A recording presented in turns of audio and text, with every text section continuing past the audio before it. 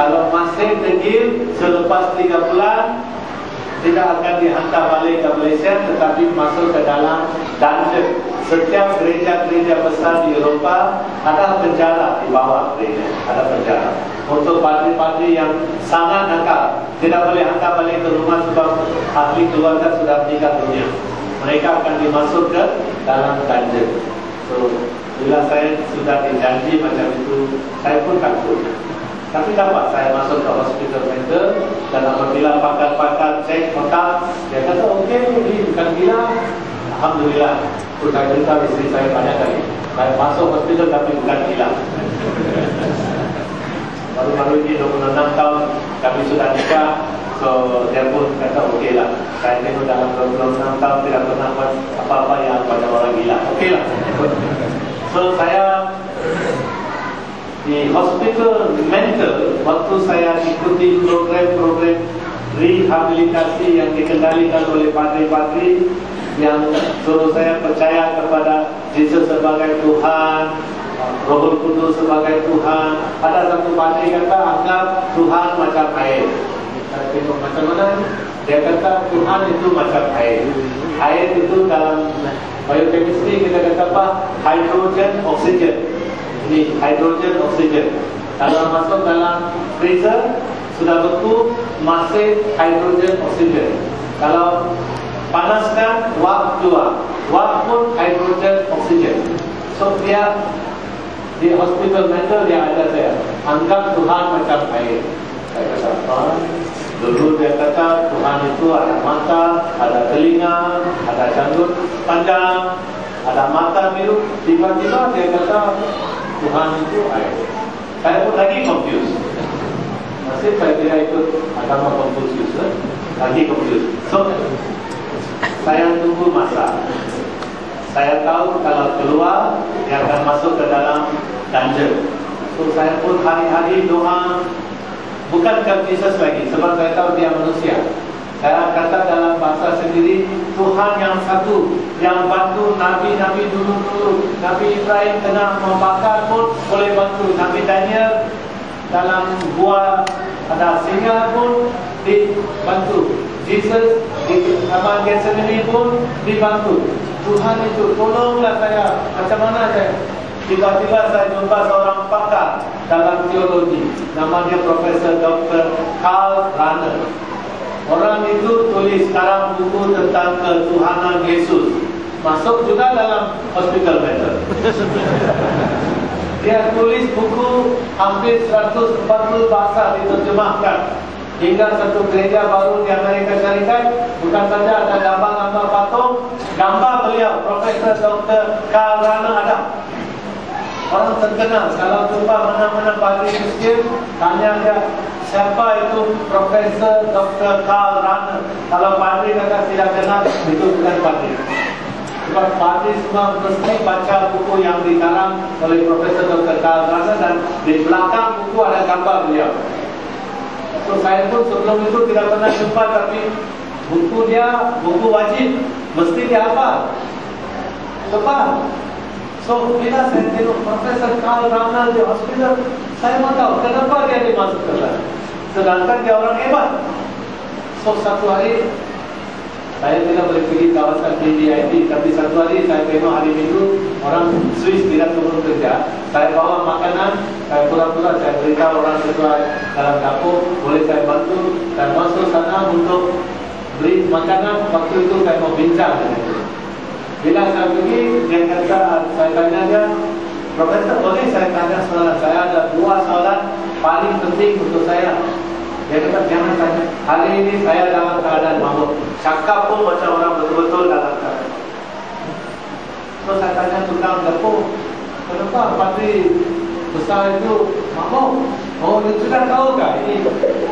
Orang-orang kaki tangan diberitahu jangan cerita tentang pasien punya cerita, tidak boleh latar belakang. Tapi ini tukang dapur orang lain, dia fikir saya ini boleh dipercaya. Untuk tidak tahu kah?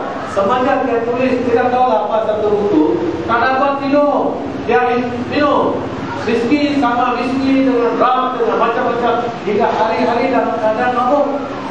Hingga bishop dari universiti hantar dia ke hospital untuk rehabilitasi. Oh, macam sekarang saya punya tujuan jumpa dia pada waktu pagi. Sebab pagi-pagi waktu pagi tidak boleh minum arak. Sebab dia mau masuk buat meditasi, mau baca upacara holimah. Apabila terus dia keluar dari gereja, saya pun bawa cepat-cepat bawa sarapan pagi.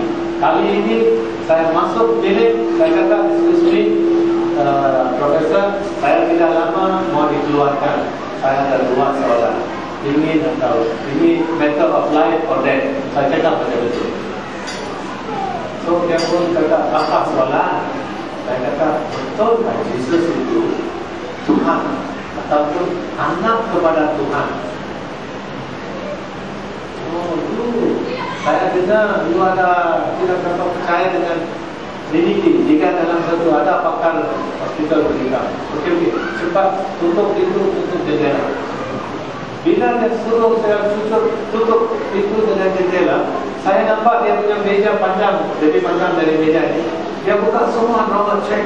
Kalau dalam hospital mental dia simpan mikrofon di bawah drawer, dekat dinding. Dia pun cek, tidak ada mikrofon. So dia pun suruh saya duduk depan. Dia jawab 2 soalan. Soalan pertama, betulkah Yesus itu Tuhan ataupun anak kepada Tuhan? Beliau yang karang buku yang sudah diterjemah dalam 140 bahasa, beliau sendiri beritahu saya, beliau tidak percaya. Profesor, saya kata, betul, tidak percaya? Ya. Soalan nomor 2 saya tanya, kalau Profesor tidak percaya Yesus itu Tuhan ataupun anak kepada Tuhan, kenapa Profesor tulis buku tebal macam ini jika kami patri-patri bukan senang menghafal? Kalau fail, sudah tidak dapat jadi patri. Kenapa tulis? Ini jawaban beliau. Dia kata, saya ini umur baru 25 tahun, sudah sumpah seumur hidup tidak mau kahwin, tidak mau terima kasih dan ikut arahan-arahan yang dikeluarkan oleh wakil-wakil dari Vatikan. Tapi beliau bukan wakil-wakil dari Vatikan beri arahan. Dia dijemput direct ke Rome, His Holiness Pope Paul VI.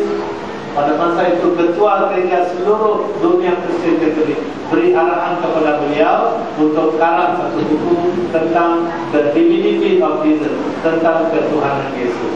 Dia dapat banyak duit. So dia karang macam-macam. Alhamdulillah. Selepas dapat duit, masuk bilik boleh makan, saya komplain. Tapi sekarang tidak. 6 jam saya buat overtime, tidak komplain. Bila orang ramai datang, setiap hari Sabtu ramai orang datang ke tempat tugas saya, monasti of St. Augustine, minta ampun dosa. Dan orang-orang putih, dosa dia bukan 1-2, satu list besar, panjang. So, bila bunyi loceng dalam monasti, bila bunyi loceng artinya waktu untuk makan malam. Pagi-pagi orang putih semua keluar. Dia tidak heran. Ramai orang putih dan tidak, dia keluar saja pergi dewan makan. Saya pergi, saya mau duduk, saya ini rajin kerja. So saya tidak keluar. Saya terima orang-orang datang, terima. Saya tanya, itu pagi-pagi lain masih ada tak? Tidak, semua sudah balik. Oh, okey. Itu macam kapal yang satu-satu balik. Nanti sampai tengah malam pun belum habis kerja. Paling baik kita semua duduk, saya ambil mikrofon. Saya kata, saya ini pengampun dosa dalam Allah. Tengok cross, saya keluarkan. Kita semua tutup mata. Saya lalu satu kali saja. Ingat dosa-dosa, jangan buat lagi ya. Okey. Saya akan lagu satu kali. Edonia Solmo, Inomi Patri, Emilietitus, Sancti. Orang semua kata, amin. Sekarang saya kata, semua dosa. Betul. Saya ni pengampun dosa. Semua dosa saya tahu sudah apa. Mereka pun tidak perlu tunggu lama. Balik rumah dia cerita, ada satu pagi dia pergi saya dari dia. Oh hebat. Satu kali saja dia boleh ampun semua dosa. Hari Minggu akan datang, hari Sabtu ramai lagi datang. Sekarang saya tidak takut sebab saya punya tempat kecil. Orang semua datang saya. Pasti orang mungkin 2-3 orang saja.